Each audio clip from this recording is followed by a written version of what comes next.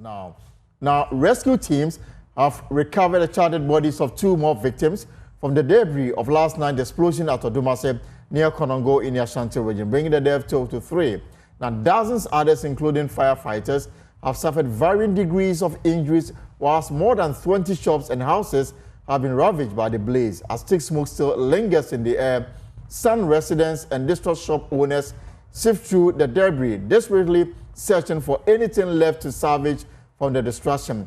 Let's go live to the scene now, where my colleague Odumasi Explosion will join us very soon, because he's been there all night from the explosion last night up until now. We'll get to understand what he saw and what he can tell us. We'll also be speaking to the Ghana National Fire Service, because some of their personnel who responded to the emergency situation encountered some disturbing reaction from from some people who are the same, some sustaining injuries, and a fire tender, demobilized. We'll speak to the Ghana National Fire Service as well. But let me start off from the Small Arms Commission. Then Dr. Adams Bonham is the executive secretary of that particular body, and they have some kind of mandate about what we are discussing this afternoon. And then Dr. Bonham will join us shortly. But Russell will also be speaking to some people who will bring you those visuals pretty shortly. But let me start off with Dr. Adams Bonham. Dr. Bonham, good afternoon. Welcome to the Post, and happy Independence Day to you. Thank you very much, and happy Independence Day to every Ghanaian and everyone who wish Ghana well. And congratulations on your new portfolio as Executive Secretary of the Small Arms Commission. Thank you, the Acting Executive Secretary. Great, yes. Great. So we'll bring you some eyewitnesses report. We'll bring you some who were there when the explosion took place, so that we can cement this discussion very well. But Dr. Bonham, you've been monitoring the situation. What role does the Small Arms Commission play in circumstances like this? Well, what we do, we gather information, we advocate and ensure that we point at the moment the Ghana Police Service and the rest to some of these people who call it might be hoarding explosives and the rest. Until at the moment, I have been with the commission for some time before, fortunately, the president nominated me or appointed me to act as a, executive secretary. There is a bill that is supposed to ensure that once it is passed, the Small Arms and Light Weapons Commission becomes the Ghana, the Arms Authority of Ghana. And so then we are able to ensure that we tackle this thing head on. But as it is, our mandate includes advocacy, ensuring that the people who are hoarding these things, we are able to aid in their arrest, we are able to stop them from hoarding them, and letting them know the dangers involved in, hoarding these things and probably displaying them or putting them in areas where they are not supposed to be putting them. You can see some of the videos. I have my men, our regional office in Ashanti region have already, they are in the Konongo area where the incident happened. Right. And so they are going to be giving us, on the scene report. But the report we have received from some of the people who have arrived there indicates that there are some fatalities, and there are some, some colleagues of ours in the Ghana National Fire Service who also sustained injuries. I am aware that the president is informed. The Interior Minister is also, Honorable Muntaka, is also well informed and is putting in measures to ensure that areas that have some of these things, you go to most Galamsey areas, people display these things, we tackle them head on, whilst the Arms Commission, regulation probably is passed. At the moment, there's a bill waiting to be passed into law and assented to by the President of the Republic. Right. Dr. Bonham, so hold it there for me. Let's try and understand what really went down yesterday, and then the latest on this matter today. My colleague Russell spent the entire night at Odumasi Konongo. Erasu, so let's start from yesterday, before the explosion, during the explosion. What has happened so far? So yesterday, the incident itself occurred around 6 p.m. I got wind of it around 8 p.m. And so we started gathering information from there. And so far, from what we have gathered, so this shop sells a number of things. They sell pumps, water pumps used for galamsey activities. They sell generators. They sell bicycle and motorcycle parts. They also sell explosives used underground by local miners, commonly referred to as galamseyers. They sell dynamite, which is locally called food or sood or whatever it is. Right. And so they sell these things in that particular shop. That is not the only shop where they sell these explosives. There are other shops I learned, even as we speak, who sell some of these explosive dynamite used underground by these miners. And so one of the shops caught fire, and they wanted to control it, knowing very well what was inside there.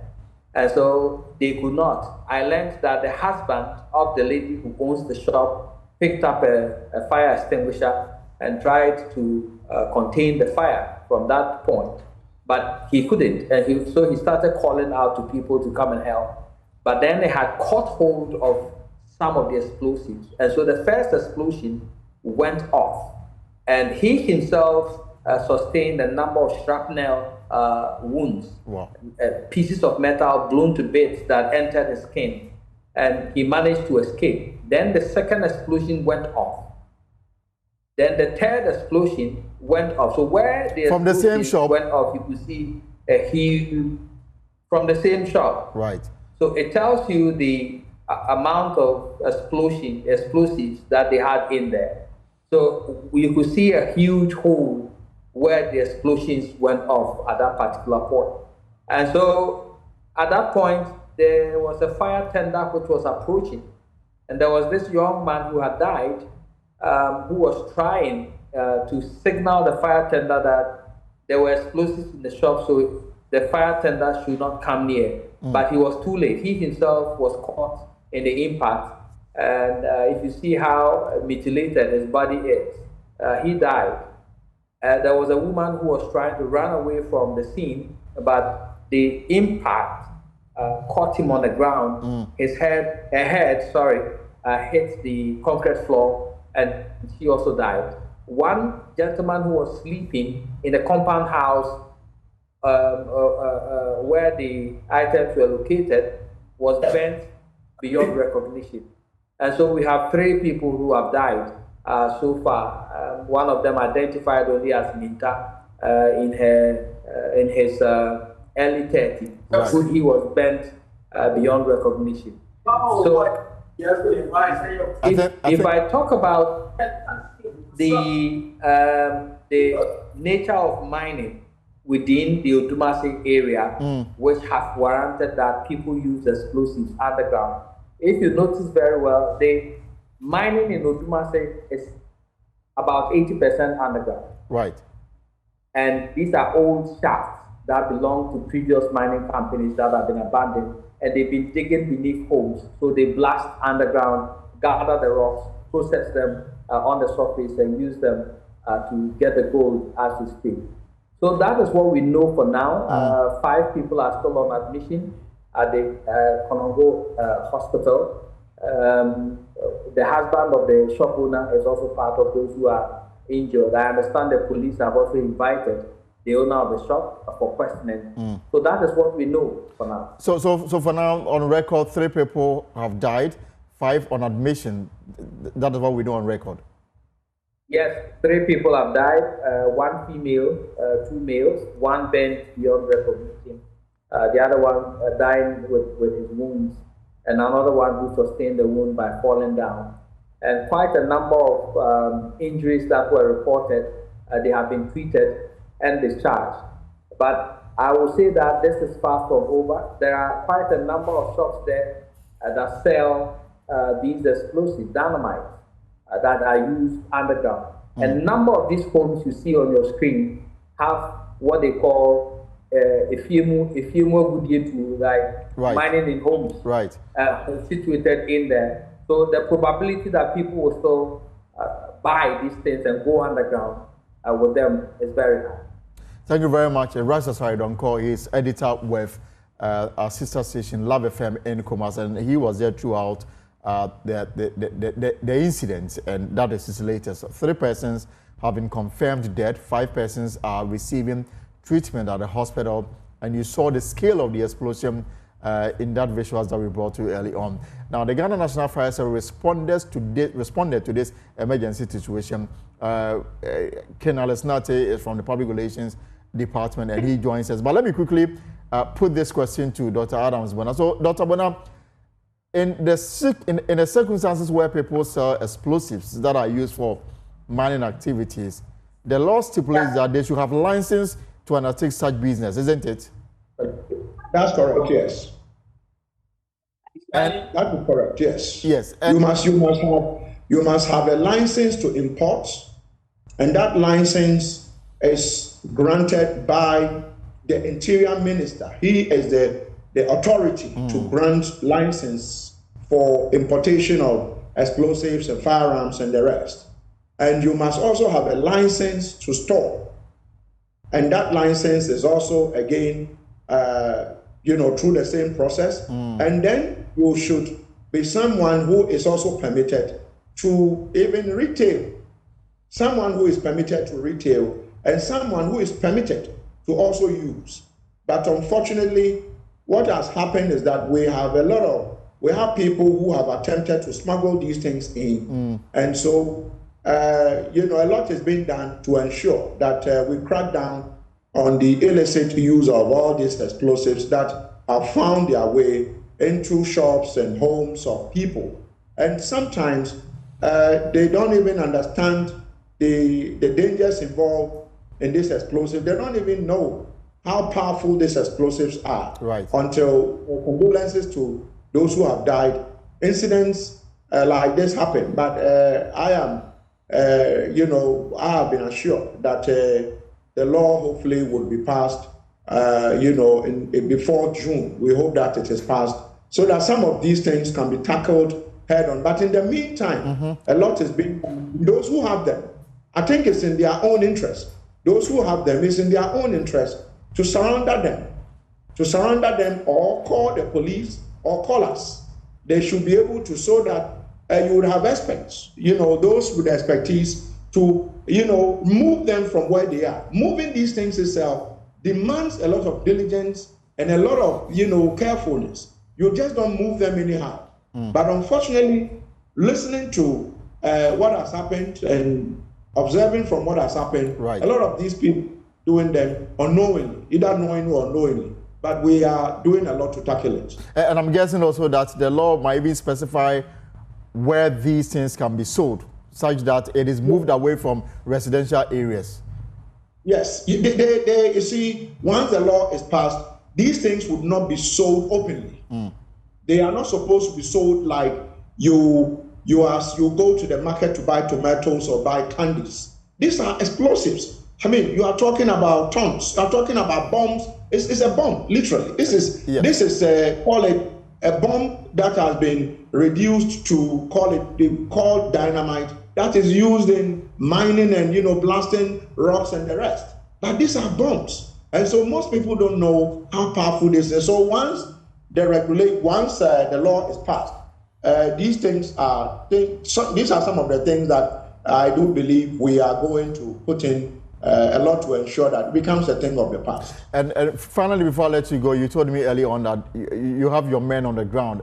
I guess it's early to give you a comprehensive report, but do we know, for example, if this shop had license to operate?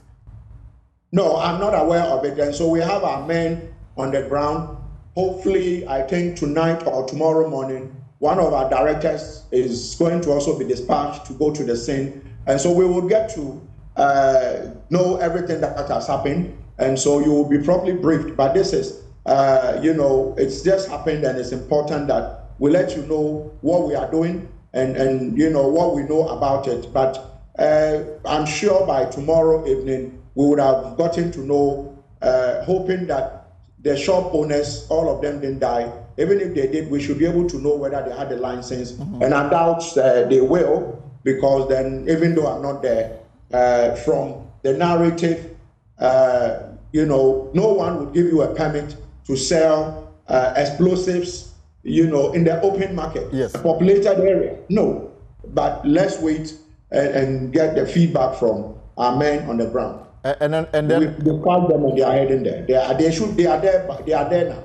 And then in the interim, what will you suggest, knowing very well that Konongo is a mining area, the possibility of other people selling same in similar houses exists? What will be your interim measure, for example, to the police? What the interim measure is, areas that have these things, there should be evacuation. Those who live there, it's in their own interest to evacuate, because then don't carry it on your own trying to go and hide it, because anything could happen and it could explode. Call the police, or if you call us, we should be able to help you get experts who will come on to move these things to a safe location.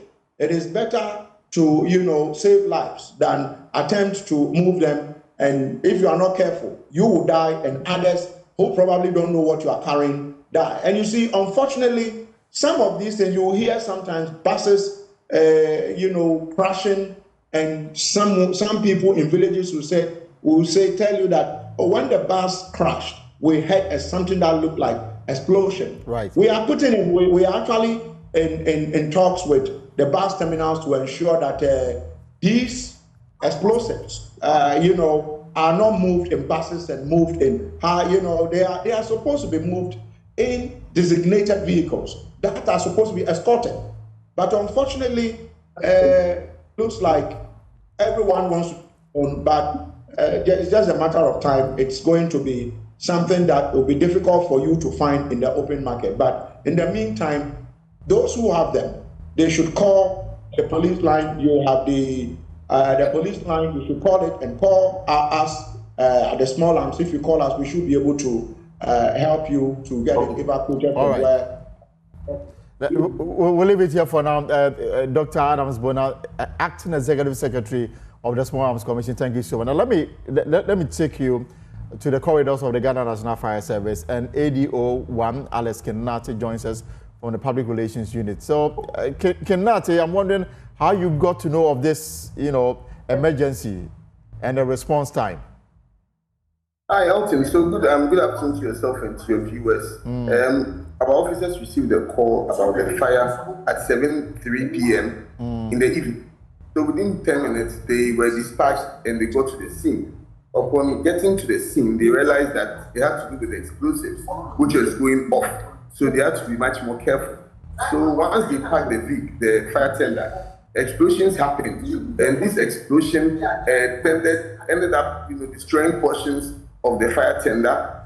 Again, there was one person who had initially come to caution our officers to tread cautiously. His hand also got blown off as a result of the fire. As I speak to you, the driver of the fire tender sustained injuries and collapsed as a result of the explosion. He is still on admission, but other crew members also equally sustained injuries.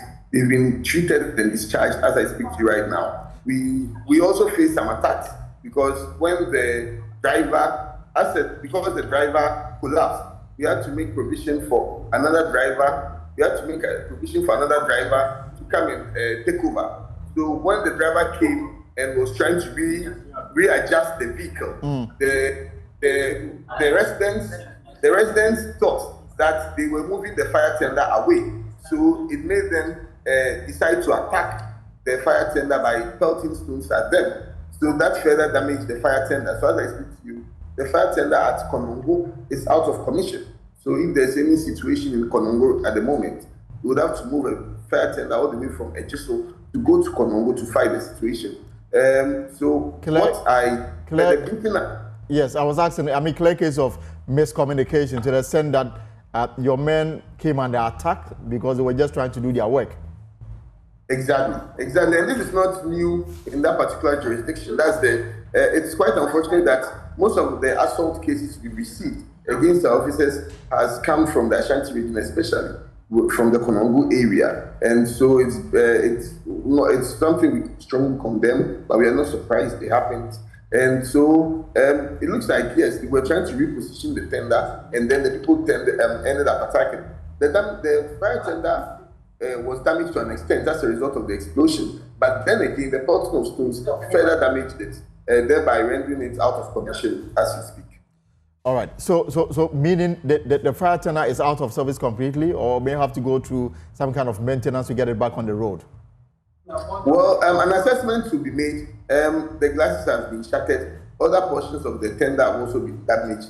We are hoping that work will be done very soon, but then we want to caution the public that such actions have far-reaching consequences for them, much more than they have for us, because then once they destroy these fire tenders, it would end up making our response time to emergencies much prolonged, because then we would have to rely on a much more further fire tender to be able to get to them.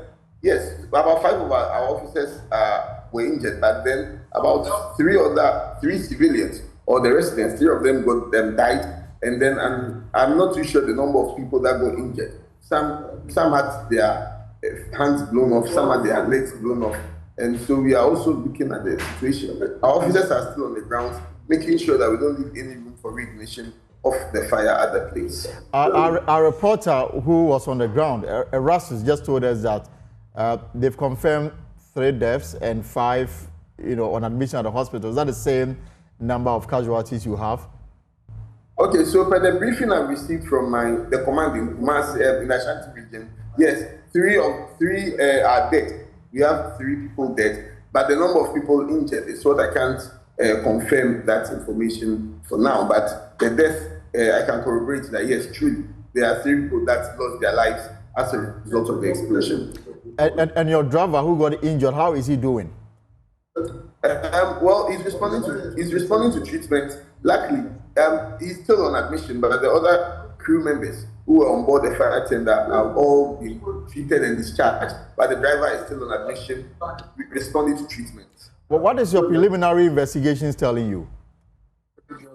Well, the preliminary investigations suggest that during the rain, there might have been some, it was raining when the thing started, and for explosions to happen, there has to be a source of heat coming into contact with these explosive materials. So we are trying to ascertain what the source of heat could have been. Mind you, the fire happened 60 meters away from a gas filling station. So care had not been taken, we would have recorded much more severe catastrophe than we've recorded right now. So we have to do our best to make sure that the fire does not get to the gas filling station. And so successfully did that, and we are still on ground, making sure that no further human life is lost as a result of this. And currently, as we speak, what is the situation on the ground?